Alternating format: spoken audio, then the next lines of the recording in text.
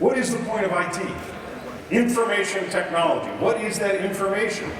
It's data. But what do we protect? The application, access to the network, how you move around the network. Do we really look at what we're doing at the data itself? Because fundamentally, that's really what makes a company go. Now, all of our users interact with an application, right? Nobody calls you and says, hey, my data's not there. It's, hey, my Outlook's not working, or my database isn't loading, or they're seeing the world through the eyes of an application. But that application is fundamentally useless without data. Think about it. I mean, how exciting is Outlook if you don't have an email in there? But on the other side, data itself is also pretty useless because none of us are in the matrix and none of us can read ones and zeros going down the screen and understand and interpret the picture. So we need that application as well. So we really do need to look at both sides of the equation.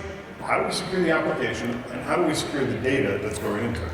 Now, it's no big surprise that the number one concern for any company out there is security. How many of you has your budget matching that list, where security is what you've got the biggest budgetary spend on? Yeah, I didn't think so. So it is our number one concern, but we don't necessarily focus on it. There was another interesting study done around AI.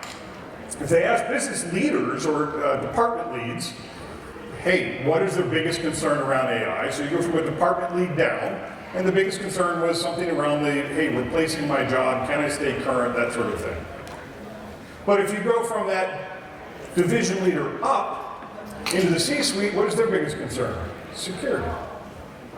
Is AI going to create a new loophole? Is it going to cause me to expose data? Can I make sure that I stay out of the headlines for not creating a chatbot that insults all my customers? So that really becomes the challenge.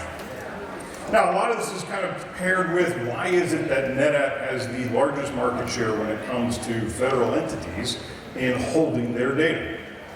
Well, one of the reasons is from a cyber perspective, they're pretty much up close to the top in terms of the target that everybody's going after. And again, what are they after? The data. Right? Not the applications, but the data itself. So if we're holding the data as NetApp, then we should make sure that we do a great job of protecting that information, or at least giving you all the tools that you need. There's a lot of different threats out there that folks need to be concerned about. Hey, how do I make sure that the data I have is the same as when I put it there a few months ago and it hasn't been altered? How do I make sure the integrity of it? And when I do get hit with ransomware, because it is a matter of when, not if, how do I get the business back up and operating? Yeah, ransomware is a bad thing, but it's in one way no different than any other disaster that hits our company. The main goal is to get the company back up and running. And if we do any business globally, we know the number of regulations out there are just ever increasing. And even here domestically, those are increasing. So we need to make sure that we're in alignment with those. What about scalability and flexibility? We don't want the solution that we put in today to stop us from growing the company in the future. That's the number one rule of the CISO. Don't get in the way of business.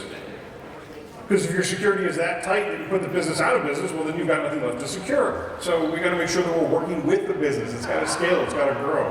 We got to understand these new threats. Post-quantum cryptography. I mean, it sounds like a sci-fi movie, but it's a reality. It's kind of here today. So what can we do to protect against that?